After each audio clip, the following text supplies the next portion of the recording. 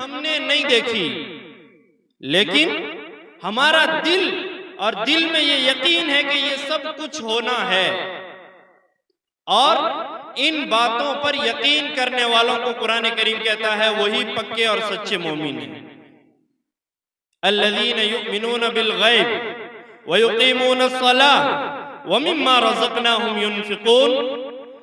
हर गैब की बात पर हमें इतना यकीन है, इस बात में शक और तरद्दुद हो सकता है कि अभी रात नहीं दिन है, लेकिन इस बात में किसी किस्म के शक और शुबे की गुंजाइश नहीं है कि रसूलुल्लाह सल्लल्लाहु अलैहि वसल्लम ने जो फरमा दिया उसमें कोई शक। यही मोमिन की सच्ची अलामत है। क्यों? इसलिए कि मुखबिर सादिक सल्लल्लाहु अलैहि वसल्लम ने बताया है कि तुम्हें मरना है, मरने के बाद कब्र में जाना है, कब्र में अजाब होना है। कब्र में अगर तुम बदकिरदार हो तो वहां फरिश्तों की सजा तुम्हें मिलनी है, वहां बिच्छुओं का अजाब होना है, और अगर तुम नेक हो तो तुम्हें जन्नती नेमतें कब्र में भी मुयस्सर होंगी। हमें इन बातों पर इतना यकीन है कि हम इस बात में शक कर सकते हैं कि अभी रात नहीं अभी दिन है। शक हो सकता है, लेकिन इन बातों पर हम बिल्कुल भी शक नहीं कर सकते। क्यों? कि रसूलुल्लाह सल्लल्लाहु अलैहि वसल्लम ने फरमा दिया वो होना है। और हर मोमिन का ये ईमान इतना मजबूत होना चाहिए। दूसरी सिफत मोमिनीन की जो कुरान करीम में फरमाई है वह युकीमुस्सलाह, वो लोग नमाज के पाबंद होते हैं। मामूली बातों की वजह से नमाज नहीं छोड़ते, नमाज में सुस्ती नहीं करते हैं। आज कपड़े खराब हैं, या आज हम लोग सफर में है, या आज शादी में है, नमाज नहीं होगी, नहीं, इस तरह के आज़ार नमाज के लिए माने नहीं होते हैं। वयुकीमूनस्सलाह। तीसरी सिफत मोमिनीन की जो कुरान करीम ने जिक्र की है वयुकीमूनस्सलाह क्या व मिम्मा रज़क़नाहुम युनफ़िक़ून, और मोमिनीन वो हैं कि अल्लाह ने जो उन्हें दिया है उसमें से वो खर्च करते हैं। अल्लाह ने जितना दिया है अल्लाह की राह में खर्च करना।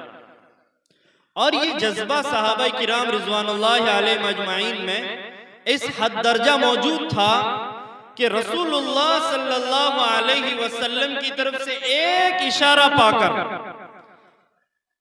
अपने घर का निस्फ माल, अपने घर का पूरा माल तक लाकर रसूलुल्लाह सल्लल्लाहु अलैहि वसल्लम के कदमों में।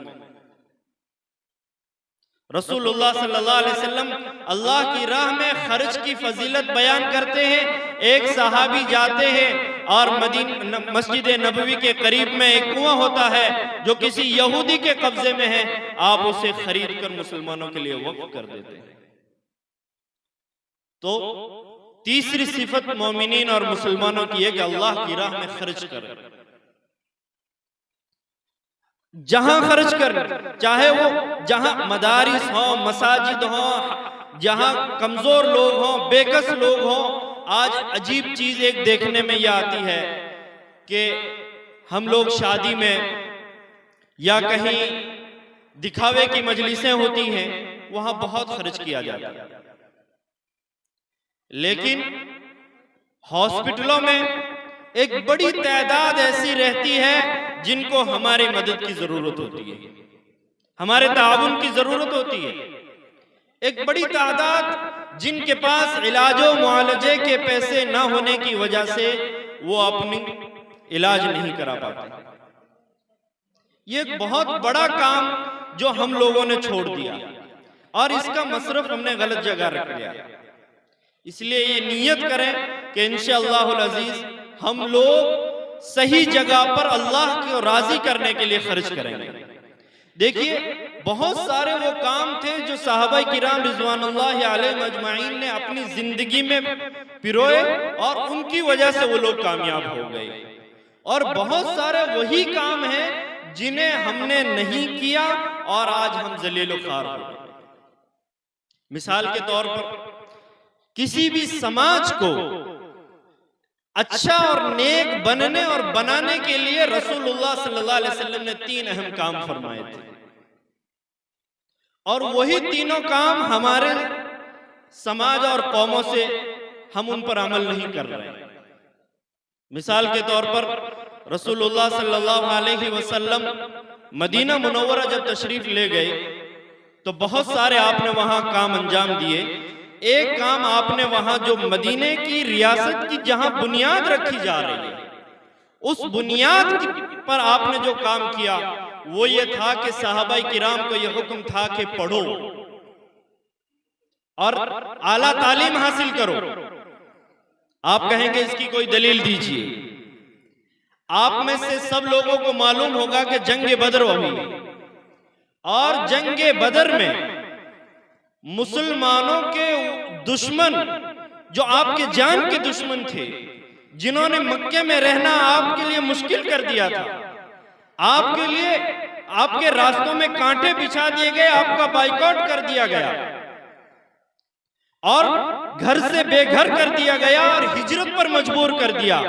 ऐसे जान के दुश्मन जंग बदर में कैदियों में बेड़ियों में जकड़े हुए सामने बैठे थे। जब रसूलुल्लाह सल्लल्लाहु अलैहि वसल्लम तशरीफ लाए तो आपने कहा इन्हें कोई सजा नहीं दी जाएगी, इनके बेड़ियों को खोलो। जब उनकी बेड़ियां खोली गई तो कहा कि तुम में से जो पढ़ा लिखा है वो खड़े हो जाए। मक्का वालों की एक बड़ी तादाद उनमें से खड़ी हो गई। रसूलुल्लाह सल्लल्लाहु अलैहि वसल्लम ने कहा तुम में से एक आदमी मेरे 10 सहाबा को लिखना पढ़ना सिखा दे और तुम्हारी छुट्टी। आप अंदाजा लगाइए, होना यह चाहिए था कि जो जान के दुश्मन हैं आज उनसे इंतकाम लिया जाता, जिन्होंने आपको परेशान किया उनको सजाएं दी जाती, जिन्होंने आपके दोस्तों को शहीद किया आज उन्हें कत्ल किया जाता।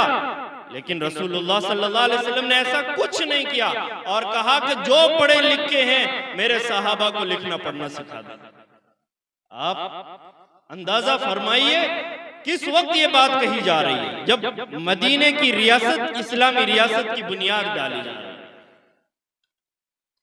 दूसरा काम रसूलुल्लाह सल्लल्लाहु अलैहि वसल्लम ने जो किया वो अपने सहाबा को यह हुक्म था कि मदीने की चीजें मसलन खजूर वगैरह शाम के बाजारों में ले जाओ और इन्हें वहां बेचो, और शाम की ऊन जो या ऊनी कपड़े हैं वहां से आप मदीने लाओ, यहां का सामान वहां ले जाकर बेचो और वहां का सामान लाकर यहां बेचो, तिजारत करो। गोया ये हुक्म है कि आप लोग तिजारत करो। आज तो एक हम में से एक बड़ी तादाद ने इसमें एतदाल नहीं रखा, तिजारत की लेकिन अल्लाह और उसके रसूल को भुलाकर। ऐसा नहीं होना, तिजारत ये ऐने सवाब है, ये तिजारत रसूलुल्लाह सल्लल्लाहु अलैहि वसल्लम का हुक्म है, लेकिन शरीयत के उसूलों पर हो। आपकी तिजारत की वजह से किसी को धोखा ना लगे, उसमें गबन ना हो, किसी को कोई नुकसान ना हो। शरीयत ने जो उसूल मुकर्रर किए उन उसूलों पर रहते हुए तिजारत भी करनी चाहिए। तो ये वो काम है जो आज हमने, और ये इसका नतीजा था कि सहाबाई किराम में हर तरह के लोग मौजूद थे। अगर किसी एक सहाबी को किसी पुलिस स्टेशन जाने की जरूरत पड़ती तो पुलिस सहाबा की एक बड़ी तादाद उस डिपार्टमेंट में होती थी। सहाबा में बड़े बड़े इंजीनियर मौजूद थे। देखा नहीं मस्जिद नबवी की जब तामीर हो रही थी, तो ये वो काम है जिनको आज हम लोगों ने छोड़ दिया है। इसलिए आज हम जिल्लत और रुसवाई, इस जरूरत है इस बात की कि हम लोग अहले इल्म से राबता रखें, अपने मसाइल अहले इल्म के सामने रखें। कुरान कहता है फसअलू अहल ज़िक्र, आप अहले इल्म से मालूम कीजिए, आप तिजारत के मसाइल मालूम कीजिए, शरीयत के मसाइल मालूम कीजिए। आप जिंदगी में जो काम आपको अल्लाह ने शरीयत का रहनुमा इन्हें बनाया है, रसूलुल्लाह सल्लल्लाहु अलैहि वसल्लम का वारिस होने का तमगा अल्लाह ने इन उलमा को बनाया है। इसलिए आखिरी बात यह अर्ज करनी है कि हम लोग उलमा से अपना ताल्लुक मजबूत करें। अगर उलमा से हमारे ताल्लुकात मजबूत नहीं होंगे, कभी अंदेशा है कि हम लोग बहक सकते हैं। अहले इल्म से अपने ताल्लुकात हर मामले में, ये दीन के मामले में हमारे कायद हैं, हमारे रहनुमा हैं। ये जो कह देंगे वो हमारे लिए हर्फ आखिर है। दुआ करें अल्लाह रब्बुल इज्जत हमें इन बातों पर अमल करने की तौफीक अता फरमाए। व आखिर दावाना अनिल हम्दुलिल्लाहि रब्बिल आलमीन।